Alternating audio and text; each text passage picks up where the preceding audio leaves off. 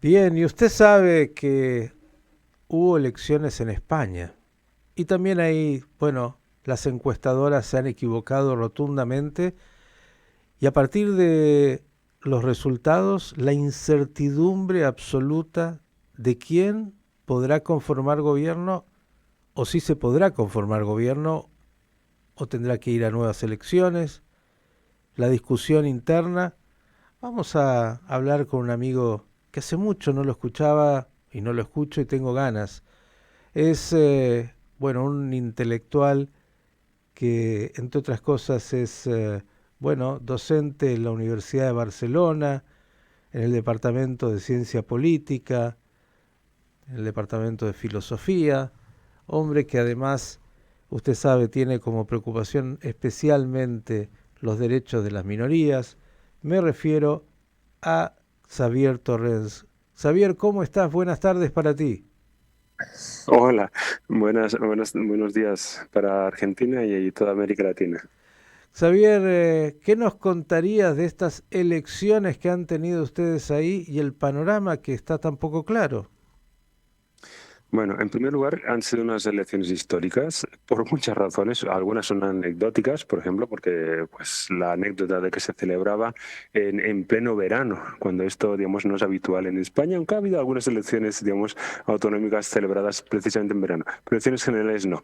Esta es la anécdota, pero también eran históricas porque si hubiera ganado, y esta es otra de las cuestiones que ha cambiado sorpresivamente en el último momento de la carrera electoral, si hubiera ganado, pues la coalición, vamos a decirlo así, de gobierno que se hubiera podido formar entre el Partido Popular, que es un partido conservador y liberal, y el partido Vox, que es un partido de nueva extrema derecha o de derecha radical populista, si se hubiera podido formar un gobierno de este tipo, pues también hubiera sido histórico porque por primera vez en la historia democrática de las últimas 4 décadas, los últimos 40 años, por primera vez la extrema derecha volvería a entrar en un gobierno español, que recordemos que la extrema derecha no forma parte de un gobierno español desde la dictadura de Francisco Franco. Ujú. Pero esto justamente ha sido la novedad, la sorpresa para todos, para las encuestas, excepto una encuesta que vaticinó el resultado que finalmente ha sido aproximadamente, pero todo el mundo auguraba que podría formarse un gobierno, digamos, del Partido Popular con Vox. Finalmente, los resultados han sido, en primer lugar, el Partido Popular, que es un partido situado en el centro derecha y la derecha. En segundo lugar, el Partido Socialista, que es un partido socialdemócrata. El tercer lugar ha quedado Vox, que es un partido de nueva extrema derecha o derecha radical populista. Ujú. En cuarto lugar ha quedado Sumar, que es un partido a la izquierda de la socialdemocracia y la suma, digamos, de varios partidos que había pues, a la izquierda de la socialdemocracia en las diversas comunidades autónomas españolas. Y estos serían los cuatro grandes partidos a nivel estatal.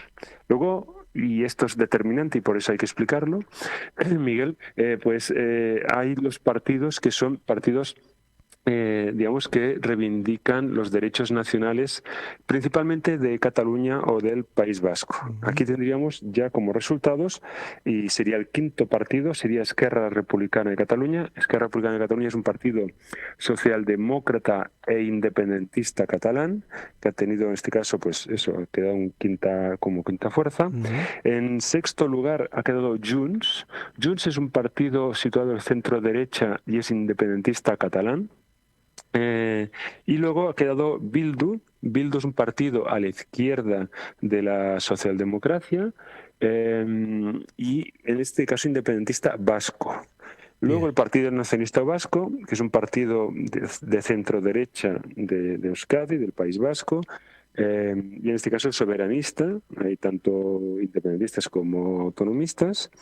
Y bueno, esto sería como el Bien. escenario. No, Ante este no, no, escenario, ¿qué no gobierno? faltaron opciones, digo, y partidos No, para votar. no, Ahora digo, no. en esta elección que, bueno, termina el Partido Popular siendo la primera minoría, pero con muy poco margen, eh, dicen todos, bueno, por un lado va a ser difícil que alguno de los dos bloques conforme gobierno, quiero preguntarte al respecto, y por otro lado, Mencionaste, claro, como saliente el tema de Vox y la extrema derecha, que desde la época de Franco no han sido parte de un gobierno español, y esto lo quiero traspolar un poquito también al resto de Europa, donde la presencia de la extrema derecha, en Alemania y en otros lados, comienza a aparecer nuevamente con mucha fuerza. Si esto es una tendencia que ves post-COVID en un mundo de tanta incertidumbre, ¿cómo, cómo se conforma gobierno, si se puede conformar gobierno en España? Y por otro lado, la derecha y la presencia de la derecha. Sí, a ver, empiezo pues por la segunda pregunta de tus dos preguntas, porque de hecho cuando he tenido, gracias a ti, digamos, en Radio High, una presencia semanal, pues abordaba el tema del discurso de odio principalmente, del antisemitismo. Pues empiezo por esta segunda pregunta. A ver, la extrema derecha, tenemos una buena noticia y una mala noticia en el caso de España. La buena noticia es que ha bajado mucho, digamos, ha tenido una debacle en cuanto a diputados, en cuanto a escaños, digamos, o curules, y por tanto la extrema derecha de tener, digamos, muchos diputados hasta hace unos días, pues con estas nuevas elecciones ha bajado de diputados. Esta es la buena noticia y Ujú. pronto no pasa como ha pasado en otros países de Europa, que hay un ascenso en su representación parlamentaria. Pero la mala noticia, y esto los analistas, digamos, vemos que hay de trasfondo, que hay detrás de los resultados, es que esto principalmente ha sido debido al sistema electoral y la mala noticia es que hay 3 millones de españoles que ahora en estas elecciones, pero antes también en las anteriores elecciones, hay 3 millones de españoles que votan a la extrema derecha. ¿Vale? Este es un dato que se ha mantenido, o sea, se ha consolidado que Ujú. uno de cada ocho españoles se sitúa votando a la extrema derecha. Y parte de esta mala noticia es que continúa siendo la tercera fuerza política española. Por tanto, aquí tenemos que la cara positiva, digamos, que han bajado en escaños, en representación parlamentaria. Por ejemplo, ahora, a partir de ahora, Vox, el partido de la extrema derecha, no podrá presentar recursos ante el Tribunal Constitucional, y esto lo hacía con frecuencia en la última legislatura, Ujú. porque antes tenía más de 50 diputados, en cambio ahora no, porque ahora tiene muchos menos, tiene una treintena de diputados.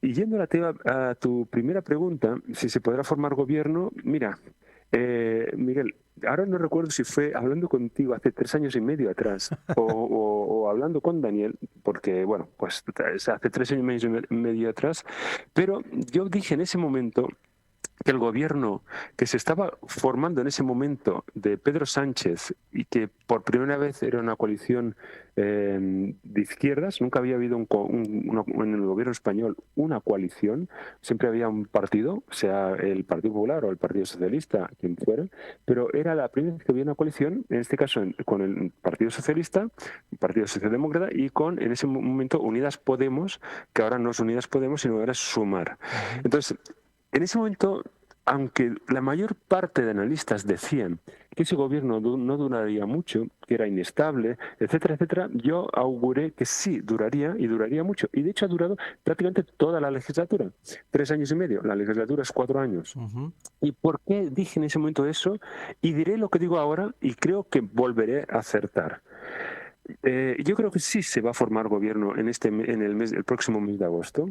Se va a formar gobierno presidido por Pedro Sánchez, en el cual, pues eso, el partido mayoritario en el gobierno va a ser el Partido Socialista, un partido socialdemócrata, y tendrá en el seno del gobierno, por lo tanto, será una coalición de gobierno con Sumar, que es la suma, valga la redundancia, de muchos partidos políticos y formaciones políticas a la izquierda de la socialdemocracia en las diversas comunidades autónomas y en toda España. ¿Y por qué digo que esto es así? Pues por la misma razón que lo dije hace 3 años y medio atrás, porque Pedro Sánchez, y eso les pasaría a cualquier político, a cualquiera, le pasaría a Feijóo del Partido Popular o a cualquiera, pues sabe que o forma gobierno o tiene posibilidades de no ser ya más presidente de gobierno. Entonces, hará todo, absolutamente todo lo posible para ser presidente de gobierno y una vez sea, digamos, investido como presidente de gobierno, es verdad que puede haber inestabilidad parlamentaria porque no tendrá mayoría absoluta para gobernar, porque en España hay un sistema parlamentario.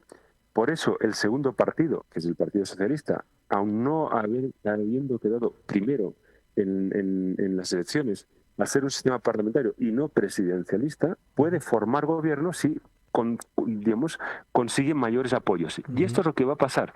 El Partido Socialista de entrada en estos momentos ya tiene el apoyo, digamos, de el Partido Socialista, de Sumar, del Partido Nacionalista Vasco, de Bildu, que es un partido vasco, de Esquerra Republicana.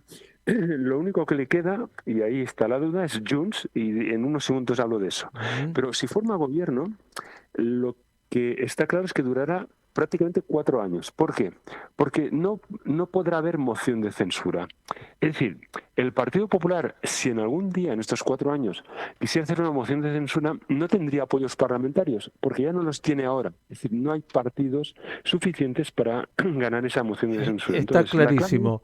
La pregunta que sí, quiero hacerte, Xavier, y esto queda grabado, vamos a ver si aciertas nuevamente, sí. Bueno, es la anterior predicción la acerté. Ha por durado 3 eso. años y medio. Y por Sí, lo sí. visto el hombre entiende de la política de España y de su realidad.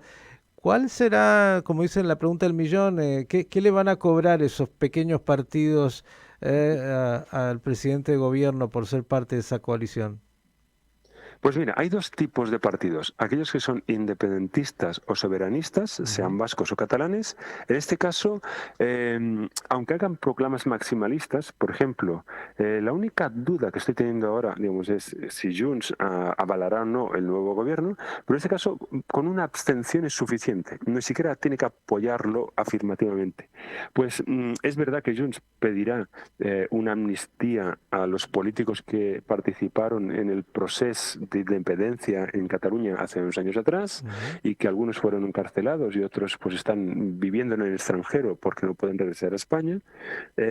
Y pedirá un referéndum de autodeterminación. Esto no se lo va a dar Pedro Sánchez, esto no lo va a dar el gobierno de España.